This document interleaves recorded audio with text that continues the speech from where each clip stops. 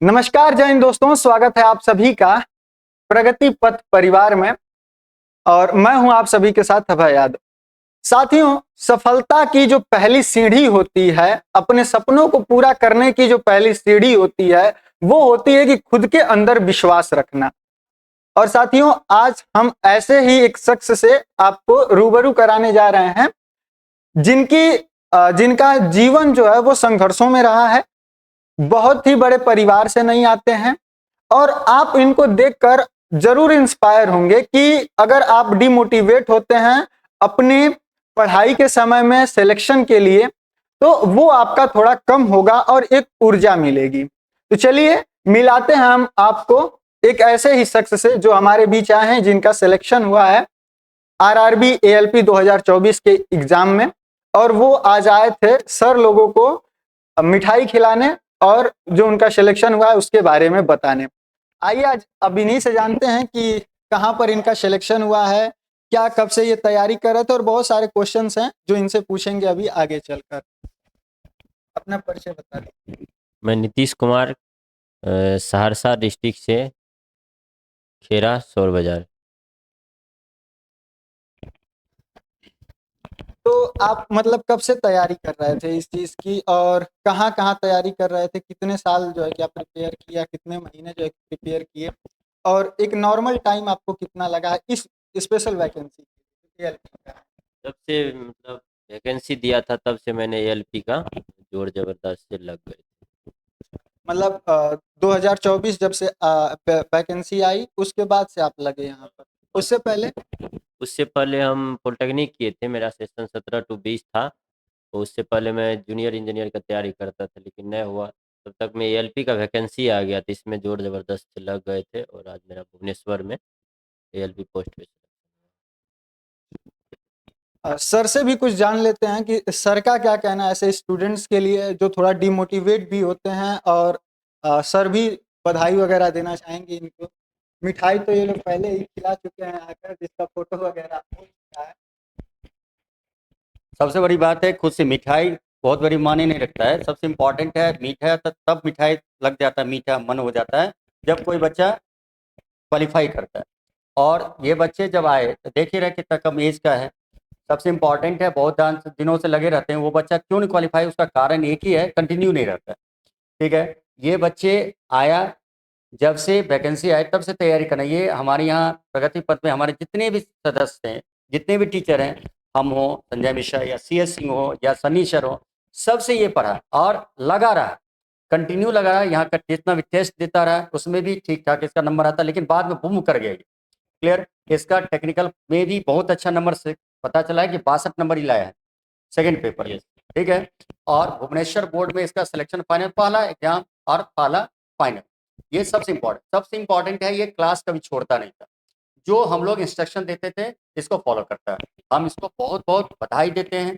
ये अपना उज्जवल भविष्य के लिए आगे हमारे भारतीय रेल में काम करें। ठीक है, और हम कहेंगे जो बच्चे, देखिए सबसे इम्पोर्टेंट, पहले तो मोबाइल छोड़िए। जो बच्चे आप तैयारी करते हैं, अपकमिंग जो आपका एलपी है, जो बच्चा मान लें, हमने बात बहुत बच्चे हैं, कोई 1 नंबर से, कोई 1.5 नंबर से, 0.8 से टूट गया, वो उसको कहना चाहें कि एकदम लग जाइए। अब वो नहीं है, 100 लाना होगा। हर एक सब्जेक्ट को सीरियसली लेना पड़ेगा। अब जो आ रहा है अपकमिंग एग्जाम, ग्रुप डी हो या एएलपी हो या एनटीपीसी का एग्जाम हो, उसमें ढंग से लग जाइए। हमसे जुड़ना है, हमसे हेल्प लेना है, आराम से प्रगति पथ आइए। हम आपका फ्री हो, पैसा देखो जैसे आना हो आओ, लेकिन हमसे जुड़ो। हम आपका हमेशा सपोर्ट करेंगे। हमारे जो जितने टीम के मेंबर हैं सबसे आपको सपोर्ट करेंगे। धन्यवाद। साथियों, अब इनसे पूछते हैं कि इन्होंने प्रिपेयर कब किया, कब स्टार्ट किया। इन्होंने बता दिया कि जब वैकेंसी आई थी तभी से इन्होंने प्रिपरेशन स्टार्ट किया था, यानी कि ये उससे पहले से प्रिपरेशन नहीं कर रहे थे लेकिन अन्य चीजों का कर रहे थे। तो आइए इन्हीं से जानते हैं कि इनका पॉलिटेक्निक कब हुआ, कब से ये इस जिस भीड़ में, मतलब एक कहा जाता है ना कि ये ऐसा भीड़ है कि जिसमें करोड़ों लोग जो है कि पड़े हुए हैं, और उस भीड़ में यह भी जो है कि कब से शामिल हुए थे। तो चलिए इनसे पूछते हैं कि ये कब शामिल हुए इस भीड़ में आप। 2024 में हम शामिल हुए थे एलपी के लिए। उससे पहले जो है हम पॉलिटेक्निक किए हैं 17 to 20 सेशन में। उससे पहले हम जेई का तैयारी करते थे। कंकड़बाग में उधर थे। जब एलपी का वैकेंसी आया तो देखे कि अच्छा खासा वैकेंसी है, इसमें चांस बन सकता है, तो हम उधर से आ गए थे मुसल्लापुर हाट। यहाँ पे मेरे भैया जी रहते थे। तो आने के बाद ढूंढने लगे कि कौन सा क्लास कहाँ पढ़े नहीं पढ़े। तो भैया जी पहले से यहाँ पढ़ते थे, बताए कि प्रगति पथ अच्छा क्लास है, वहाँ पे जाओ पढ़ो। तो आए यहाँ पे लिए, देखे वो अच्छा सर सब लोग हैं। तो सीएस सर से मैंने साइंस पढ़े और यहीं पे टेस्ट उस्ट जितना होता था सब दिए, और अच्छा से मेरा सब सिलेक्शन हो गया एलपी में। तो कौन कौन से सब्जेक्ट पर आप ज्यादा ध्यान दिए थे? और मतलब अगर बात करें कि जैसे आप देखा जाए तो कितने बच्चे हैं जो मतलब बहुत टाइम से तैयारी कर रहे हैं लेकिन उनका नहीं हो पाता है, और आप बता रहे हैं कि आप एएलपी के लिए बस क्या कहते हैं, जब वैकेंसी आई तब से स्टार्ट किए और उतने में ही बढ़िया स्कोर के साथ जो है कि सिलेक्शन ले लिए। तो क्या स्ट्रेटजी आप अपनाए थे? मतलब पूरे सब्जेक्ट का कैसे क्या करते थे, कितना टेस्ट मारते थे आप, अपना जो फाउंडेशन है वो कैसे कंप्लीट किए, ये सारी? मैंने पहले अपना साइंस जो है यहाँ से पढ़ लिए थे, फिजिक्स केमिस्ट्री और बायो, तीनों चीज़ यहाँ पे हम कंप्लीट कर लिए थे। मेरा एक शेड्यूल नोट बना था, जिससे नोट्स बना होता है तो एग्ज़ाम के टाइम में आपको रिवीजन करने में बहुत बेनिफिट होता है। और यहाँ पे मैथ का भी हम टेस्ट देते थे। सबसे बड़ी बात है कि एएलपी में जाने के लिए कोई भी एग्ज़ाम हो, उसका जाने से पहले उसका सिलेबस देखा जाता है, उसका प्रीवियस ईयर क्वेश्चन देखा जाता है। उससे हमको पता लगता है कि क्वेश्चन का लेवल कैसा आता है और कहाँ से आ रहा है। ये सबसे बड़ी बात है कोई भी एग्ज़ाम को क्लियर करने के लिए। मैंने वही अपनाया, और जब वैकेंसी आई थी तो हमको सिलेबस सब उतना पता नहीं था, तो मैंने गूगल से सर्च करके अपना सिलेबस देखा क्या है नहीं है। तो एएलपी में ज़्यादातर आपको साइंस अच्छा रहना चाहिए। साइंस जिसका अच्छा है वो इसमें बाजी मार लेता है। तो हम लोग को शुरू से ही पॉलिटेक्निक किए थे तो साइंस अच्छा खासा था, और यहाँ पे आने के बाद और बोनाफाइड हो गया साइंस। और यहाँ पे आए तो साइंस सीएस सर से पढ़े थे, बहुत अच्छा हो गया। फिर मैंने सारा चीज़ टेस्ट उस्ट लगाया तो हो गया। और बहुत चीज़ होता है कि आप लोग कोई स्टूडेंट होता है कि वैकेंसी आया, एक बुक ख़त्म किए और फिर कुछ दिन के बाद दूसरा बुक पढ़ने लगे, तो ऐसा बिल्कुल नहीं करना है। एक ही बुक यदि आप सेलेक्ट किए हैं तो वो बुक को बार बार उसी को मल्टीपल टाइम रिवीजन करना है।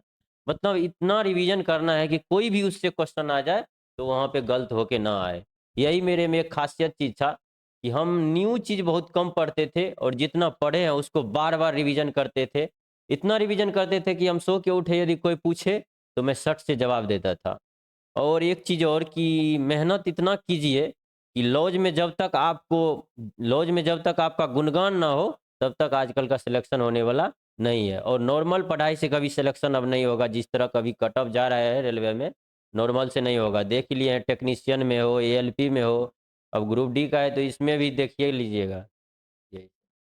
तो ये तो इनका था। अच्छा, अब इनसे ये जानते हैं, जैसे आपके बता रहे हैं कि आपके भैया भी प्रिपरेशन कर रहे थे, तो उनका भी फिलहाल नहीं हो पाया है? उसका नहीं हुआ किसी कारणवश से, पीटी हो गया था मेंस ट्रेड में वो थोड़ा अच्छा, अथी। तो ट्रेड में उनको दिक्कत आ गया। तो यहाँ पर यह भी नहीं है कि आपको डीमोटिवेट हो जाना है। कितने दोस्त हैं हमारे जो मतलब डीमोटिवेट हो जाते हैं कि यार नहीं हुआ, छोड़ देते हैं, फिर क्या पता। तो परिश्रम करते रहिए, और जैसा भैया ने बताया कि आपको हमेशा इस चीज पर ध्यान देना है कि एक बुक को कई बार पढ़ना है। मतलब कि कहा जाता है कि एक बुक को 1000 बार पढ़ना मुश्किल होता है, ये नहीं कि आप 1000 बुक को जो है कि बार-बार पढ़ें, मतलब 1000 बुक आप पढ़ें। एक बुक को ही 1000 बार पढ़िए, वो ज़्यादा आपके लिए फ़ायदेमंद होगा। तो कुछ इस तरीके का इन्होंने अपनाया है, और ये अपने एक्सपीरियंस से हम सभी को ये चीज़ें बता रहे हैं। अच्छा भैया, अगर आपके फैमिली बैकग्राउंड की बात करें, तो वो क्या है? मतलब फाइनेंशियल आप लोगों का क्या है और संघर्ष कितना है? फाइनेंशियल बहुत ही दिक्कत आई थी बीच में कि मेरे पिताजी जो हैं किसान है, और उतना बड़ा किसान नहीं, नॉर्मल परिवार से हैं किसान।